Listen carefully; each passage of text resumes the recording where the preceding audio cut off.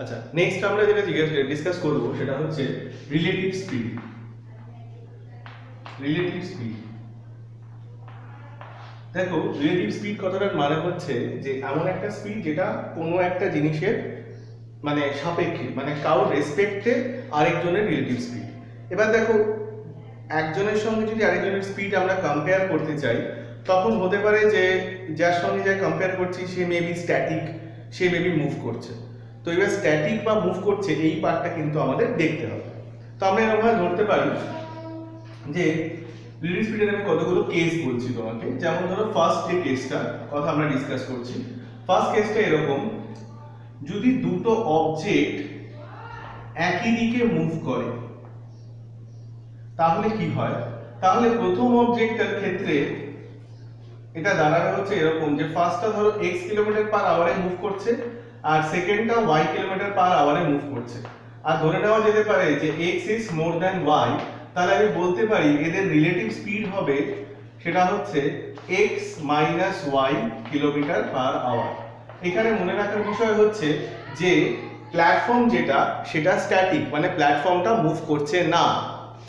Next number 2, যদি আমি ধরি যে একটা অবজেক্ট মুভ করছে x কিলোমিটার পার আওয়ারে আর একটা অবজেক্ট মুভ করছে এই দিকে y কিলোমিটার পার আওয়ারে, রাইট? তাহলে এদের রিলেটিভ স্পিড কি হবে?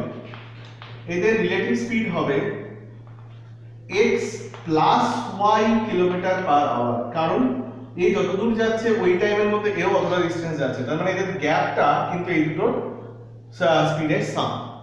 তাহলে সেকেন্ড কেসটা হলো রিলেটিভ স্পিড যখন প্ল্যাটফর্মটা স্ট্যাটিক, প্ল্যাটফর্ম ইন্ডিপেন্ডেন্ট, তখন আমরা বলতে পারি যে এই দুটো স্পিড অ্যাড হবে আর এর ক্ষেত্রে এই দুটো স্পিড সাবট্রাক্ট হবে, রাইট?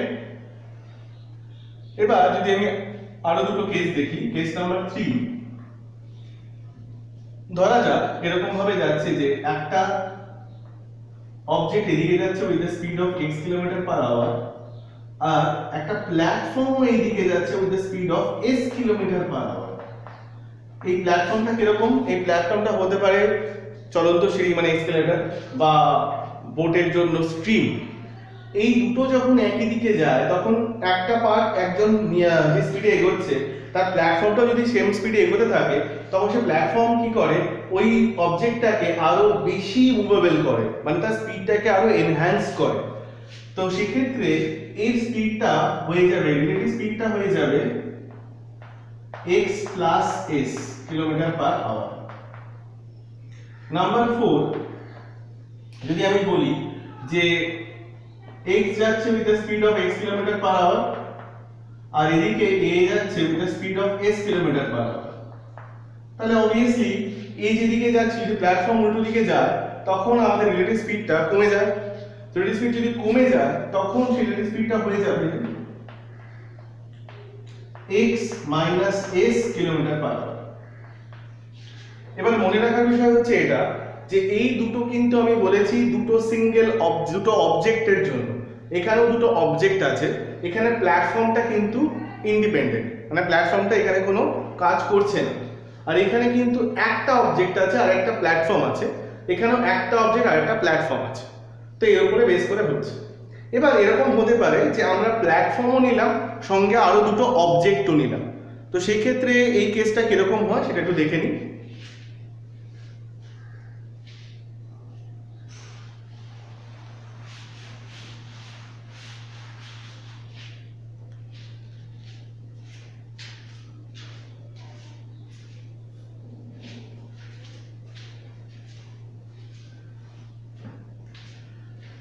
তো সেক্ষেত্রে আমরা এরকম ভাবে চিন্তা করব, সেটা হচ্ছে এরকম,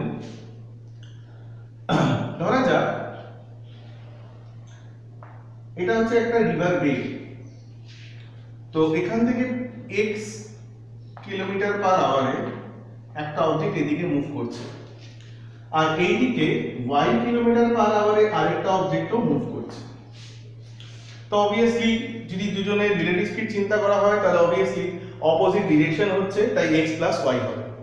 কিন্তু এর সাথে যদি আমি একটা স্ট্রিম অ্যাড করি যে স্ট্রিমও যাচ্ছে with the speed of x kilometre per hour, তাহলে x এর জন্য রিলেটিভ স্পিড কি হয়ে যাবে? x এর জন্য রিলেটিভ স্পিড হবে x প্লাস s, y এর জন্য রিলেটিভ স্পিড কি হয়ে যাবে? y minus s। এবং যেহেতু এই দুটো অবজেক্টই অপোজিট ডিরেকশনে যাচ্ছে তাই এদের টোটাল রিলেটিভ স্পিডটা অ্যাড হবে।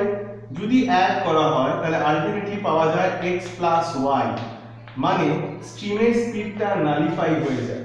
তাহলে এটা কনক্লুড করা যেতে পারে যে যদি দুটো অবজেক্ট থাকে তাহলে প্ল্যাটফর্মের স্পিড থাক বা না থাক ওটা নাল এন্ড ভয়েড হয়ে যায়, ওটা নিয়ে কাজ করার কোনো প্রয়োজন নেই। যদি ইন্ডিভিজুয়াল স্পিডের কথা বলে তখনই একমাত্র আমরা এটা নিয়ে কাজ করব।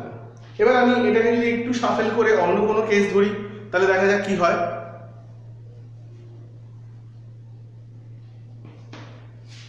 যেমন আমি একটু অন্যভাবে চিন্তা করছি এটাকে, যে যদি এই দুটো অবজেক্ট সেম ডিরেকশন হতো, মানে এরকম একটা সেম রিভার বেড, এদিকে x কিলোমিটার পার আওয়ারে যাচ্ছে, y ও যাচ্ছে এদিকে y কিলোমিটার পার আওয়ারে, obviously x is more than y।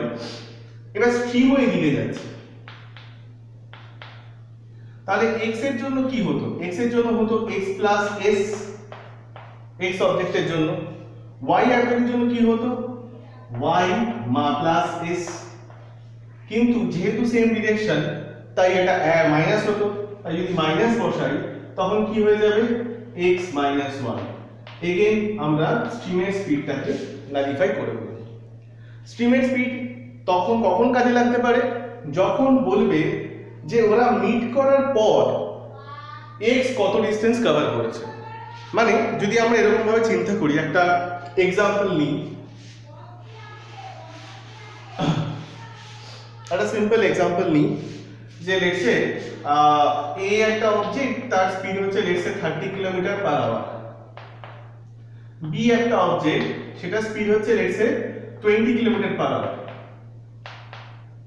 ঠিক আছে, এন্ড দুটো রিভারের রিভারের দুটো পার্টে দাঁড়িয়ে আছে, মানে a এখানে দাঁড়িয়ে আছে, b এখানে দাঁড়িয়ে আছে। এবার বলছে speed of the stream s, সেটার ভ্যালু হচ্ছে 5 কিলোমিটার পার আওয়ার।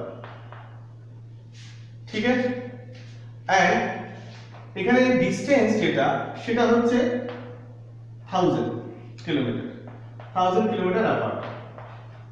এবার বলা হচ্ছে what is the when they will meet, এটা ফার্স্ট কোশ্চেন।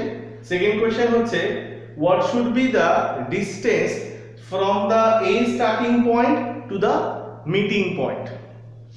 তো আমরা কি করব? when they will meet, তো আমরা জানি এখানে s থাক বা না থাক আলটিমেটলি এই দুটো কেস নিয়ে কাজ হবে, বিকজ এটা নালিফাই হয়ে যাবে।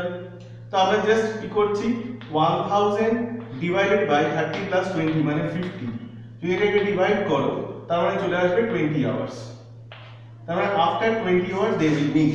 তুমি চাইলে এটাকে নরমাল এগুলোর সঙ্গে বসিয়ে যেরকমভাবে আমরা করি সেভাবে যদি করি, মানে ধরো যদি স্ট্রিমটাকে এদিকে ধরে নাও, তারপর যদি এরপরে যদি আমি এটাকে অ্যাকচুয়ালি ইউজ করি তাহলে তাও দেখবে অ্যান্সার আসবে 20 আওয়ার্স। তার মানে আমার এই দিক থেকে এই স্ট্রিমের স্পিডের কোনো প্রয়োজন নেই। এবার বলেছে যে when what is the distance from the a starting point to the meeting point, তার মানে a টাইম পেয়েছে 20 আওয়ার্স।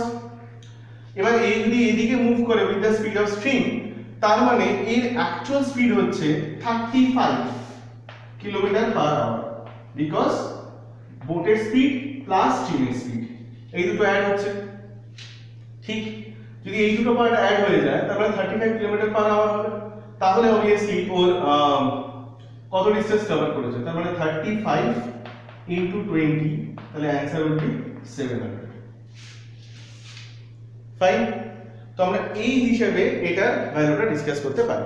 এবার এটাকে আরেকভাবেও ডিসকাস করা যায়, আরেকটা ওয়েতেও ডিসকাস করা যায়। যদি আমাকে এই টাইমটা বের না করতে বলতো, ডিরেক্টলি বলতো এই ডিসটেন্সটা কত, মানে a থেকে মিটিং পয়েন্টের ডিসটেন্স কত, তখন আমরা কি করতাম? তখন আমরা এভাবে চিন্তা করতাম যে দেখো আলটিমেটলি মিট করার জন্য দুজনের কাছে সেম টাইম ছিল, মিট করার জন্য দুজনেই সেম টাইম ছিল। যদি এটাকে মিটিং পয়েন্ট ধরি তাহলে এই পয়েন্ট থেকে a এখান থেকে এই অবধি আসতে যেই টাইম নিয়েছে, এখান থেকে b এই অবধি আসতে সেম টাইম নিয়েছে, তার মানে এই ক্ষেত্রে টাইমটা সেম। যদি টাইম কনস্ট্যান্ট হয় তাহলে ডিসটেন্স এন্ড স্পিড বোথ আর ডিরেক্টলি প্রপোর্শনেট। তাহলে আমরা এখান থেকে কি দেখতে পারবো? সিম্পল, এইখানে a রয়েছে, a স্পিড হচ্ছে 30 আর এখানে 5, তার মানে a এর কেসে রিলেটিভ স্পিড হয়ে যাবে 35, b এর কেসে রিলেটিভ স্পিড হয়ে যাবে 15, রাইট?